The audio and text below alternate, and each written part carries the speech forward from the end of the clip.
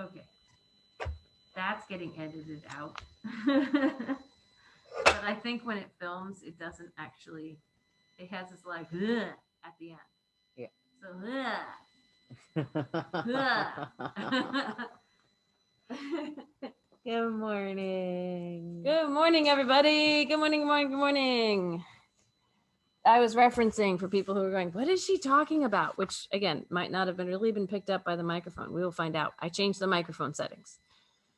When we hit record, we do this on Zoom, single person meeting. And when we hit record, now it says, this meeting is being recorded.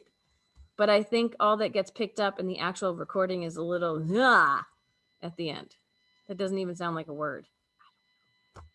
So I've added to it. Hi, welcome to the Sun Dragon Sideshow. The Adventures of Liz and Rebecca. I'm Rebecca. I'm the owner of Sun Dragon Art and Fiber in fairly sunny, gonna warm up Brevard, North Carolina. I'm Liz. I'm the minion there. Yep, and it got a little chilly at night over the weekend. But, you know, it's June 1st.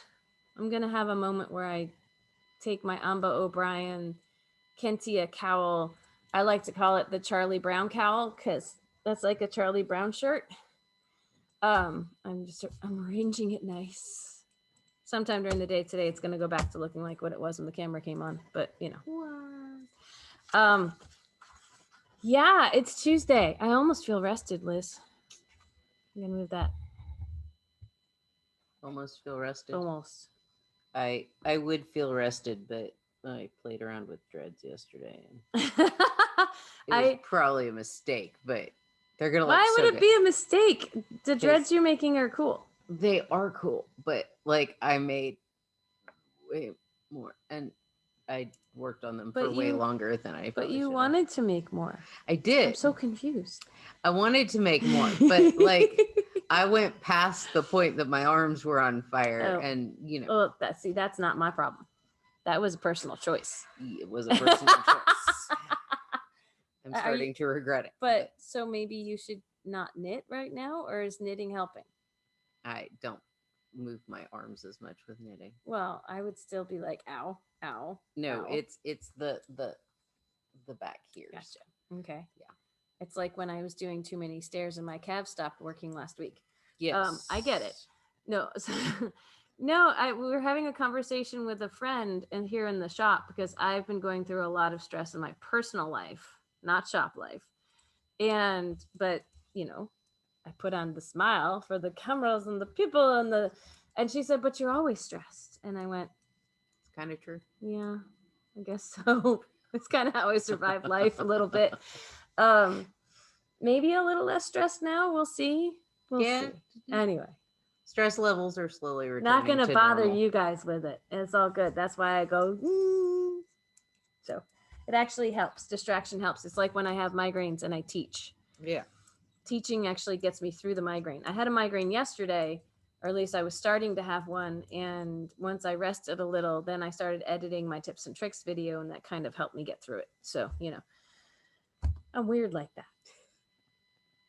Okay. So, speaking of all that stress in my personal life and stuff, it means I was busy in non-shop ways. We both were for the past 2 weekends. And so progress on projects, which usually we're just like, look, I did all this over the weekend and don't have as much to show off. I have some things. I have stuff that some people might go, that's still a lot of progress. What are you talking about? Doesn't feel like a lot of progress to me. Yeah, like normal weekends, we get progress. I just kind of hunker down and get stuff done to show y'all. And I did a couple of rounds on this last night after I did dreads and then lost the will you to... did dreads, though. Like I did dreads. Dreads are something you can't, because you didn't put them in. I haven't put them in yet. You can't just be like, look, dreads to you guys on camera. But you did do a lot. Yeah. Mm-hmm. And I unpacked a lot of boxes. Yeah. But that I can't show you on camera. So, you know. It's like, ta-da, we did nothing. I promise you we did things this weekend. Really. But I think I have some stuff to show off that don't, as a few projects I brought in that I might have showed off at the end of last week and I couldn't remember, so I brought them back in again. And there's some projects in my bag that I know I didn't make progress on, and they're probably entangled in the ones that I did. It's not a thing. So not a thing. Not a thing. Look, I'm hydrating. Like, Okay. There's a few of us that get together on Sundays, and I spun. You knit on Sunday. I little did. Bit. What did I knit? Oh, what was my morning meditation? I made a little more progress on, and then I made progress on the thing that was my morning meditation for the next day. Yes. So I progress. What's that? I worked on dreads, and that's our thing right now. Mm-hmm. It's because I you have to make dreads? some adjustments to my dread schedule for so that coming up. Mm-hmm. Like, I have to put them in this next weekend because oh gosh, are we already back? that. Are we already back? Yeah. Like, not this coming weekend, but the weekend next after. weekend. So June 12th is Worldwide Knit in Public Day.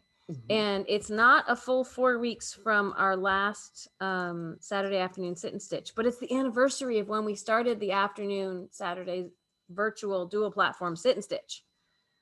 Fond memories of sitting there on the couch for like 6 hours. We did it all. I started in the morning and ate lunch in front of the camera, and it was crazy. Restarted the Facebook Live because the Facebook Live only lasts 4 hours. Only. We're not doing the marathon all, but June 12th, which I believe is a week from Saturday. That's crazy. It doesn't feel like it's. I think it's only 3 weeks from our last virtual sit and stitch. But since Worldwide Knit in Public Day, why not do it that day, right? So we're gonna have a dual platform afternoon sit and stitch on June 12th from 1 to 5, our normal times. And then we're in negotiation discussions about modifying our shop schedule a little bit. Baby steps. I know some people out there will hear that and go, oh my gosh, it's gonna be wide open and yay, and she should have done that a month ago. No. We're contemplating. This is not set in stone. And Liz is looking at me like, you say it, we're gonna have to do it. But we're contemplating opening up on Saturdays again. With appointments and masks. Yes. Not changing any other policies. So we're going to have the weekend traffic that's maybe disgruntled that they can't just come in when they want to. And we still have to wear masks? Yes. We're still we're still watching the numbers and immunocompromised family. And you've heard it all before, right? So after Worldwide Knit in Public Day, so late June, we're contemplating opening on Saturdays. Trial run, see how it goes. Still masks and appointments needed to come inside, but we can still help everybody outside. We had someone last week who said, no, I have a lot of things I need and you can't do that. When we said you can shop outside, we've done that. Multiple sweaters, multiple blankets, multiple accessories, notions that go with that. We have helped everybody outside. I mean, last year, that's how we stayed in business. Everybody was helped outside, and we helped like 5 groups at once. They just had to be patient because we were running back and forth and letting them think. And, I tell people all the time, for one person, I piled our outside table a foot deep twice. We don't mind that. I mean, it's not the most pleasant thing in the world to clean up after, but it's how we function now. It's how we do business. So you don't have to come inside. I mean, there's pluses and minuses. We talked about it before to coming inside. Coming inside means, ooh, and then we ask you not to touch everything, and then most people do anyway. But there's a lot of distractions. It's both good and bad. If you're coming for something really specific, you're going to get distracted and maybe not end up with what you came for, but you also could end up buying a whole lot more, which benefits us. So, but if you're outside, you focus in on what you want, and we bring out the options that will work. We do the same thing inside, actually, as much as we can. I need to stop playing with this. It's probably picking up on the microphone. as much as we can, we do exactly what we do on the table outside on this table in here. You get a seat of honor at this table right here. And we try to help you target shop without going all around the shop because A, it takes too much time for our limited inside appointment shopping because the air ventilation is kind of pooping here, and not literal, but it's there's tripping hazards. We keep cleaning up, but there's still tons of tripping hazards, and it's hard to reach everything because of how we've been running the shop for a year. We're doing our best. So, and as of right now, this moment, you really can't walk around in the front of the shop. I got baskets in this weekend. Maybe if we have time left and need to fill some time, we will show them off to you. We're probably going to have to walk the camera over there. Can't do well. That will be super awkward because it's not like we're not doing this on a phone where I can flip the camera. No. But or we can prep it so we can show people tomorrow when they're actually dry. Because here's the deal. African market baskets, when they come all squishy. Go to my Instagram account or Facebook so you can see. They come all squishy inside each other. 2 boxes that were like this size. And why is someone walking up like they're going to come in the shop? Because I didn't lock the door. Did you? No. Okay. Sorry. You were the last one in? Oops. I don't think I locked the door. She's going to go check that out because hopefully someone's reading our signs and walking away because it's not 10 yet. They come all flattened inside each other. Maybe he was just checking out the whole plaza. This is our life every day, Tuesday through Friday. They come all squished inside each other. So boxes like this big, like 2 of them had 8 big round baskets and she's multitasking. All right, you're bringing the big rounds, but not the ovals, huh? She just gave you, her hands are full. She couldn't give me fingers. That's half of the big round baskets. Once I inflate them, which means soaking them down in my kitchen, putting towels down so I don't destroy the kitchen. And I have a whole assembly line. What were you going to say? This is why we can't bring them all over here and show you because just 4 of them fill up the screen. Yep. But they're awesome. It depends on our schedule today if I can take pictures and itemize them online. They're still wet right now. They're damp. Hi. So I had a phone call come in that I had to take. There's so much stuff going on right now. I don't even know what I was saying. I brought over a big bunch of baskets. I was talking about I have my whole 1-person assembly line. So here's how we do it because they come all squished flat, right? And inside each other. Like I said, go to Instagram. You can see the picture when I first pulled them out of the bag. The box, the round baskets come flattened kind of inside out. And that's how, if you buy one from us and we have to ship it, I deflate it again. I put it back in that shape before we put it in a box. So they come kind of like a half moon, squished inside out and then stacked on top of each other. So they can fit 8 in one box that's about this big, and the ovular baskets, I guess we'd call them. They come all jammed inside each other. So they are slightly different sizes. They are handmade in Ghana. They are fantastic. It's like Christmas. Did you see what she was holding up? We don't know what patterns and shapes we're going to get every single time. So when I list them online, I try to make them specific. So you're buying the one that has the pattern you like on it. And here's what I do. My sink has 2 sides to it. I take out the dish drainer and stick it somewhere else. And it's got a spray nozzle in the sink. Turn on the hot water, spray it down on one side. Usually it goes everywhere and I try to protect the floor and everything. I just get wet. But try to spray it down on one side, inside and out, and all the crevices and everything. And I put it on the other side to let it drain. Well, I go grab a second basket and I spray down that basket. And then I take the one that was draining out and I put the one that I just sprayed down in. And I turn around and take the one that has been sprayed down and drained and is really damp. And I get to pop it out and then take it on the kitchen counter and roll it and shape it and get it to where it's in decent condition. and it's a little bit of a workout, but when they are damp, they are so pliable. It's really cool. So I shape it out, and then I place it on the floor on a towel that I have prearranged, and the cat goes nuts, and I say, go away, don't bite it.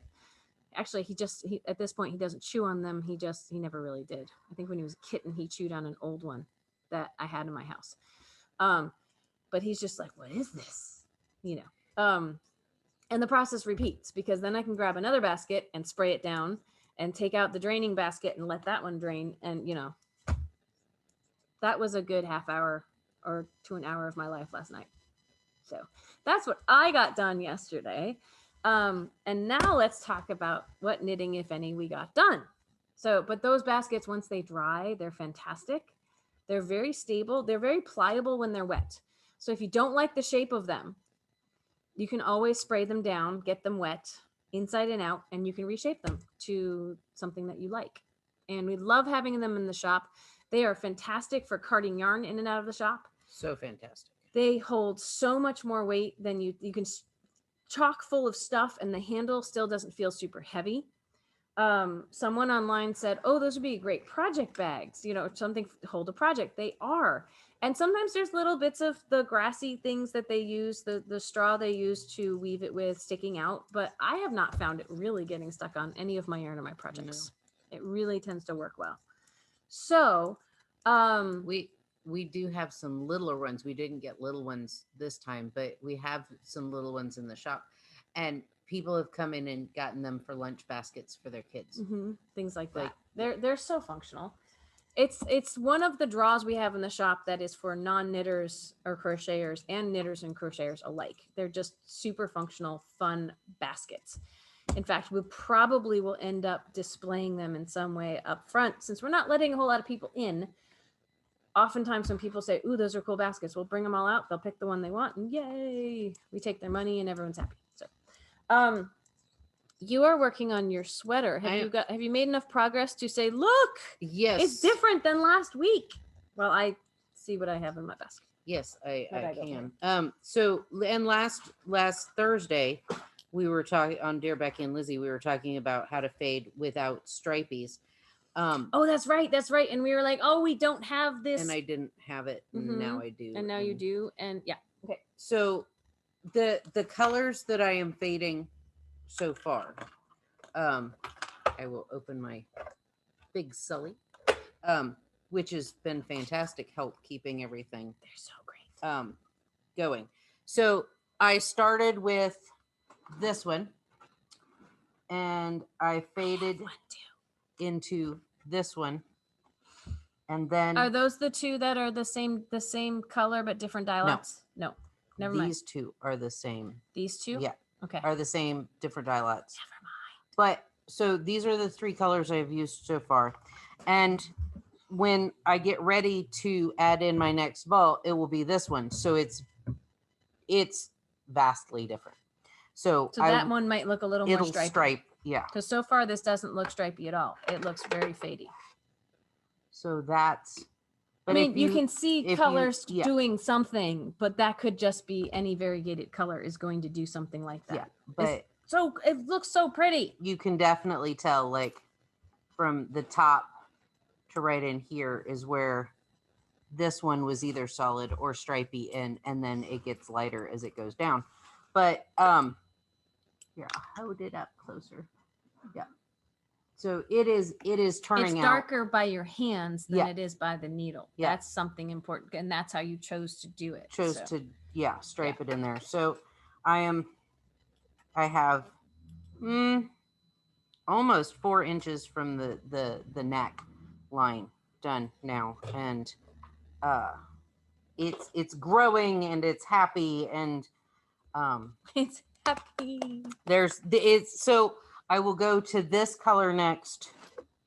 So it'll be these two will be the next stripy batch. And then this one.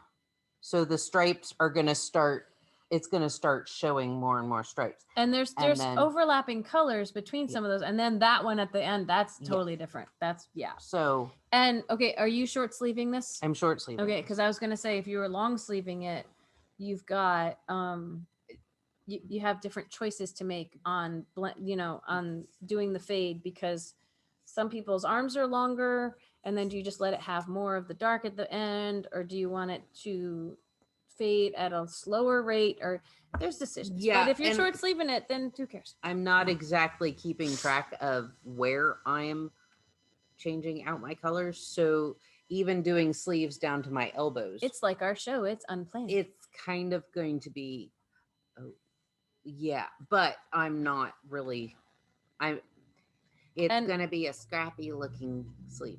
What is the sweater pattern that you were modifying? You were lizifying? I am lizifying the Il Grande Favorito by Isabell Kraemer, which is my go-to sweater It's your pattern. happy place for. Yeah. Since we're talking about sweaters, I have a handful of different things here to show off that you may say that's exactly what it looked like last time, and oh well. And then I'll go to the shawls. So let's see. So this one, I know I've made progress since I last showed you. I've made a little progress even since it was on a morning meditation. So my big Sully is currently holding the 2 yarns for my Golden Fern. I was holding the 2 skeins of the same yarn when I was alternating. And once I got into the patterning at the bottom, I decided at a certain point, when it wasn't easy to keep switching those, to just have 1 skein of each color. The Golden Fern by Jennifer Steingass is actually written to, speaking of fades, to have the color work fade at the bottom and go from like light to dark. And I decided that was too much for me. And I didn't necessarily have enough of different shades of my gold for my Golden Fern. That I didn't have to pick gold for it, right? I liked the color, and I liked the color combo of these 2. This is Fiber Spates Vivacious 4-ply. And I liked it enough, but I'm just going to use 1 contrast, let's cut down on the complication. So this is where I'm at with it. And I'm trying not to have stuff slide off the needle. When I take a picture from morning meditation, oh, that looks so good from far away. It does. When I take a picture from morning meditation, I put this on a stitch holder at the bottom so I can spread the whole thing out. And it's not on one right now. So I'm going to spread out someplace that's not by the needles. It's tough when you're working on it up close because you can't necessarily see everything that's happening, or you're like, I'm not sure how that looks. But then I'm looking at it in the video right now going, that looks awesome. I'm so excited. I'm about 25 rows into this, and I will hold it up closer to the camera. I'm about 25 rows into all this color work at the bottom. So doesn't that look cool? Ah. And I want to say there's like 40 rows. Like as you get closer to the bottom, it gets more complicated, like more intermingled. And then it just has the stalks at the bottom of all these little ferny looking things. But now that I'm at the fun part, I'm like, I don't want to work on anything else. I just want to keep going. The back side is a hot mess that I am just not stressing about. Take a look at that. Like when I spread it out, it looks nice, right? I think I talked about this last time I showed it off. Of when it's all bunched up, when you're working on it and you're looking like at the other side, you're just going, oh my gosh, that's a hot mess. And it's all tangly and it's all bubbly. But when you stretch it out, it kind of does what it's supposed to. The floats are long, even floats. And someone online, when I posted this in morning meditation, went, those floats look long. Yes, they do. On purpose. I could have, or maybe should have, locked them down. And I think somewhere in here, there was a super long one where I did lock them down because it was right over a stitch of the same color on the other side. Because I was finding that trying to lock these floats down in the middle, which I would like to, it's about 8 stitches. It's a really long float. And when you lock them down, there's less chance they'll get pulled. There's less chance they will be too short and cause the fabric to bunch. But I was seeing it on the other side and I wasn't liking it. And sometimes blocking can take care of that. But I decided to take a chance that I will be gentle to this when I wear it. And I'd rather have the floats be way too long, because then when you pull on it and let the stitches settle, they're visible. Sometimes when the floats are too long, then they pull the stitch in and you don't even see the stitch. Yeah. on the other side. So you really got to make sure that there's extra space there. Often, so she has taken me up 2 needle sizes from the rest of the body. Like this part was done on a 6. This part is done on an 8. I think I had to go up needle sizes to hit gauge anyway. But you know, it's if I put it against my shirt, you can see through it, but only when there's really bright light going on. I don't think it's going to be a see-through sweater when it's done. And oftentimes when I do color work and there's long floats and all this, I try to not think about my gauge. In fact, I try to think opposite of gauge and try to knit as loosely as I possibly can. But I always warn people against like trying to knit loose or knit tight to affect your gauge.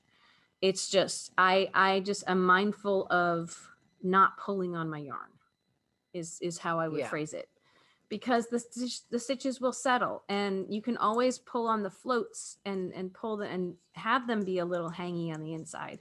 I would rather have floats that are too gappy and too hangy than have stitches that are super tight and bunched together, you know.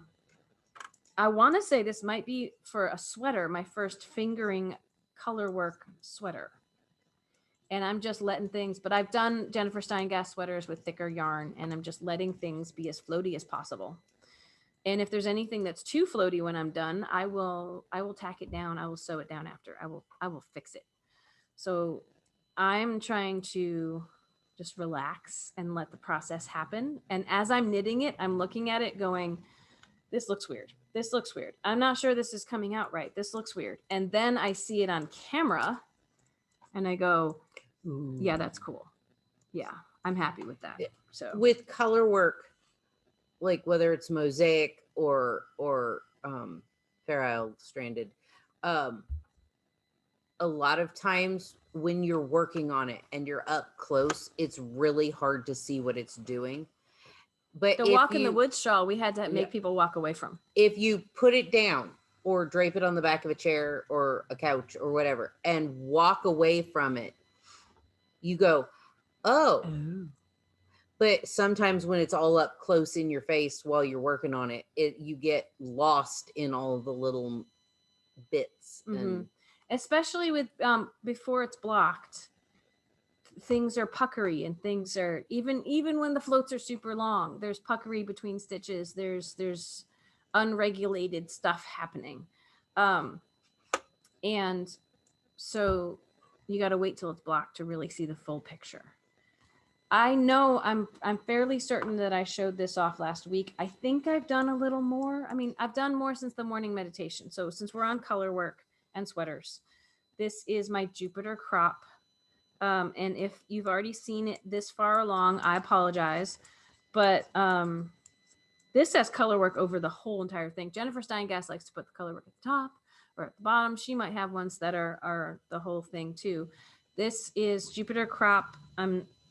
All my crops, all the crop patterns I do not crop. So I have gotten a little bit more of the pink done at the bottom, which is hard to show off from way back here, especially because the needle's going to want to curl. The cable's going to want to curl up. But I was so excited. I wanted to keep going, but I had to go work on other projects. But look at that pink in there. It's so fun. Pretty. And this pink does this little like arrow feather looking thing. So I really want to get more of that done so I can show it off to y'all. But again, since it's not on stitch holders, it's hard to really show the whole thing off. But this pink is really, really, really pretty. So I made a little progress on that. And one more sweater for y'all that I am doing the no frills sweater. So these are all complicated, right? And then I'm doing a sweater by Petite Knit that is just a straightforward top down raglan seam sweater. And they're working on some random contraption they're building out there. But I thought, wouldn't this be an awesome thing to show off how a color changing mohair, which Big Sully, yarn it, little one, big one, color changing mohair. I probably have 25 grams. Less than 25 grams, but yeah, this was a 50-gram ball of mohair. I've only got this much left.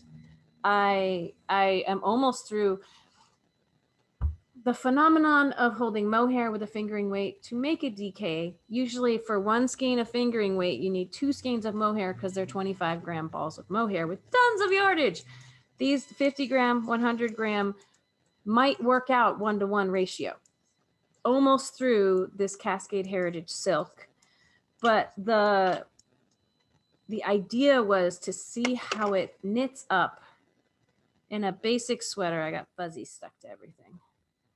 I am getting very close, not quite there, but very close to the sleeve separation, which means it is all kinds of jammed up on here. But can you see the raglan seams a little bit here, right? Raglan seam. It looks. Doesn't so that look pretty. cool? Yeah. This is the retro colorway. I think the rainbow would be fantastic. The what was it? Not fire. Fire is all orangey. Light is like true rainbow. If you wanted a rainbow sweater, that would be so gorgeous. The top of this is this like dark blue, which is back here again. I have just gotten through one color change cycle. I'm getting into the pinky purple that is right here is coming back in again. And then once I separate the sleeves, it's going to change at a different rate. You may or may not see that it is well, it's hard to see. It's stripy, but it's hard to see if it's getting smaller stripies. I think it is. But it'll start striping again at a different rate when I separate off the sleeves. This is so hard to hold up without getting off my needles because I don't have stitch stoppers on them. But the halo on this, if I hold it up close, you can see that fuzzy halo right there against the dark yarn. Brilliant. That's the fun thing about holding a fingering weight mohair, mohair with a fingering weight merino. That's the word I was going for. It's the thickness of DK, which means like I'm knitting on like a 6 or something, but you have the fuzziness and the lightness of this fingering weight with this. So you don't have to go in a teeny tiny needle, but you can have some fun effects. I've already said like, oh my gosh, wouldn't this be amazing if I'd used a black contrast? It just would have like whole this is different a look. Whole different look. This is a very light looking sweater for the most part. The mohair color will still show up against a dark, like a black or a navy. It's the same thought as the contrasting color for your papillon. Like, what do you what look are you ultimately going for? And it's so exciting. I love it. I'll sort this out later. Hot mess. Okay. This makes me think about I keep yawning. I'm sorry. I haven't yawned yet. I got sleep last night. Again, we'll see how long this lasts. On Thursday, I claim to have gotten sleep. It lasted about half the day. I might have gotten some more sleep. I also did some more exhausting things this weekend, like moving. So it's catch-22, or it's, it probably evens out. So yes, so 3 sweaters that I made some amount of progress on, mostly because I was putting them in my morning meditation, and that forced me to work on them just a little bit. The other things that were in morning meditations that have noticeable changes to them, like I worked on the Rebel, but I don't think it has enough noticeable change for me to hold up here. If people want to see my Rebel, put it in the comments, because I don't think I have time to show off everything today. This guy, because I got through a whole pattern repeat of like 40 rows, I do want to show off. I mean, it didn't do 40 rows this weekend, but since the beginning of it, it's hard to get through rows on this. This is the Cameo by Melanie Rice, and it starts with the longest row and gets shorter. And so this is I've made progress on this, believe it or not. Go back and look at old videos. I was like down here. Well, and like you can see what, 8 inches of decrease already. Well, if we're gonna measure along the long edge like this here, yeah. If we're measuring down here, this is a good only 4 inches or so. Yeah.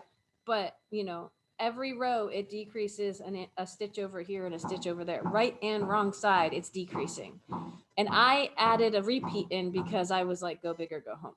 So this, isn't it pretty? It's got lace and cables that switch sides. And So pretty. when it's a shawl, I've got it on a really long cable so I can show it off for everybody. But when it's a shawl, the bottom edge of it is the top edge, actually, of how we were just holding it up. So, and this is Fiber Spates Vivacious DK. Fiber Spates is one of our favorite tonal yarns in the shop, apart from like the indie hand dyed. And yeah, it bunches up like that. So, I'm excited. I've made progress on this. I get to go back to the chart that I just finished and do it again. Go back to the bottom and go up again. But every time I do it, it gets a little shorter. So in theory, it gets a little faster. So the last thing I'll show off, I did not make that much progress. I was like, I'm going to work on it last night. I'm going to make progress so I can show you all. I got like 1 stripe done, maybe 2. This is my Chevron Cloud. Someone bought a Chevron Cloud Kit this weekend. Yay. Because we had our big Memorial Day sale for all of 3 days. Every month we find a reason to have a sale. So, you know, if you missed the Memorial Day sale, you'll find another one. This is the same type of mohair as used in here, but a different colorway. That was retro. This is Sphere. And I'm almost through my first skein of water that goes with it. That is the thicker, the thicker crimped alpaca. But I'm trying to find a spot. I really wanted to get to the next color in this. There's like this peach color, and then it actually starts going back to the original color. So I'm almost through a full color repeat of the Sphere, which is really, really light and pretty. But this is mohair by itself. It's like you can almost see me through it. My morning meditation, you could see the lines on the table through this. But it's really, really pretty with a contrast. We have kits of different combos that might look really pretty. And I forget what the person who bought one over the weekend, they picked the aqua water, which is like this. And I don't remember what color changing they picked with it. I think they picked water, but I'm not sure. Oh, the one actually called water. So, which is all these greens and like light colors. It's going to be so pretty. Oh my gosh. But this is really fun. But progress is slow for me right now. So, this is all I have left of my first 50 gram skein. And I think I can get 1 or 2 more repeats of the cream part in this. So I got a foot or so out of each one of these. So this is going to be 4 to 5 feet long, hopefully when it's done. The kits we're selling are based on their yardage, which is 2 balls of this, which is a ton of yardage, and 4 balls of this. So it's still about 100 grams of the thicker yarn to 50 grams of the mohair. It's so much fun. Yay. A reminder that all the cumulus, like this, which I'm not knitting with. Well, I'm knitting with the dappled right now, but I haven't made enough progress to show it off to y'all. All the variants of cumulus, solid, dappled, rainbow, the juniper moon bud are on sale, 15% off with the code product of the week until tomorrow when we decide on something new. Yay! And you'll never know what we decide on until tomorrow when we film because we haven't decided yet. We don't know. We don't know yet. You can't predict it if we don't know yet. You could try to influence us at Sit and Stitch tonight if you want to. I don't know if it'll work. Which brings us to Sit and Stitches tonight. Virtual Sit and Stitches tonight from 6 to 9 p.m. Eastern Standard Time. If you go on Zoom and you use the shop phone number 828-877-3550. Yes. Then you can join us for Sit and Stitch. And we've had regulars. We've had new people drop in who hopefully will become regulars. We have people who come in and out as time permits. And I think it's really great. So the flavor of different Sit and Stitches may be different depending on the night. We had a great one Friday. So what I tell people is give it a shot. Come back if you can, because you never know. Your first time in could be fun but awkward, or it could be amazing. Could be quiet. It's different every time. We don't know what. We don't know. Like Sit and Stitch is going to be like when we start. We're definitely, we try our best to be a judgment-free zone and to welcome everybody. We ask people to turn their cameras on at least momentarily to kind of meet and greet and things like that. And I think it's fun. I think it's really neat to have people from all over the country and beyond our country join us sometimes. And we're still figuring out if we reach a new normal where we're sitting in the shop again, what happens with virtual, because we don't want to lose that, because we had more people at Friday virtual sit and stitch than we can fit in the shop for a sit and stitch, unless we sat people on the floor. So, it's a big shop, but there aren't that many places to gather like we do on the virtual. So, anyway, I'm sure there's other things I could say, but I'm losing my train of thought, and they're banging on the stage thing they're building out there, and we should open the shop soon. Probably. So tonight is virtual sit and stitch, Tuesday night from 6 to 9 p.m. Eastern Standard. I just said tomorrow is the most dangerous show of the week. Not titled by us that. It's the VSC, the virtual shopping channel. Some of our customers say it's a dangerous show, where we'll tell you about some stuff. It could be stuff that's already online. It could be new stuff. I still have all these dreams. There were new yarns I talked about or new colorways that I haven't gotten up yet, and because life. And there's kits I want to get up. Someone was looking at my Golden Fern saying, "Ooh, are you going to make kits?" Or implying there could be kits. And I would like to make kits of like everything that I'm making, but time and photography and so contact the shop if you really want something I'm making and don't know what colors to pick. And I'll try to get kits if up. there isn't a kit up there, sometimes it's as simple as what color sweater and what color contrast or and but we're we can happy help to do the match work that for you. But and I know sometimes it's easier to just look at what we pick and go, "Ooh, I want that." But sometimes we don't have time to get to it. I really wish we did. So help us out. Help us help you. Thursdays, dear Becky and Lizzy, we have one question so far. If you would like to send us a question, you can write us a letter, and it might get here this week or probably next week. You would write, Dear Becky and Lizzy, Sun Dragon Art and Fiber, 35 South Broad Street, Brevard, North Carolina, 28712. Or email me, liz@sundragonartandfiber.com. And that could be a way to get it on this week's show. So, and not this Saturday, but next Saturday, there's a virtual sit and stitch for Worldwide Knit Public Day. And this Friday, though, I jumped over Friday, there will be another sit and stitch like the one on Tuesday, 6 to 9 p.m. Eastern Standard Time. So I think that's it, because I think we should open the shop, and we need to go rearrange planters outside, because I don't know what they did over the weekend, but anyway, we love you. We miss you. Subscribe, because my tips and tricks channel is putting this channel to shame right now. And well, I love that. I think Liz is sad. So it's not a competition, she keeps telling me, but Liz. But let me tell you numbers, Liz. My tips and tricks is over 20 people ahead of this channel. So if people are enjoying it and haven't subscribed, please consider subscribing, because it will make Liz happy. And we get a sale. We get a sale if we hit 600, which, we've still got about 70 people to go. My tips and tricks, I don't tell people they get rewards. I just try to put out there ways to help people with their knitting and stuff and crocheting. And so if you subscribe to that one and don't subscribe to this one, subscribe to this one, because we'll give you a sale for 600 subscribers. Of course, the people who subscribe to that one and not this one might not watch this one, but that's true. If you know someone who's subscribed to my tips and tricks and doesn't watch the sideshow, tell them it's fun. Tell them you get to know us, and then you know more about our projects than we do. So, we're gonna go. Bye. Everyone stay safe, and here's hoping things keep going in positive directions where everybody lives. Yay! We'll talk to you soon. We'll talk to you tomorrow, right?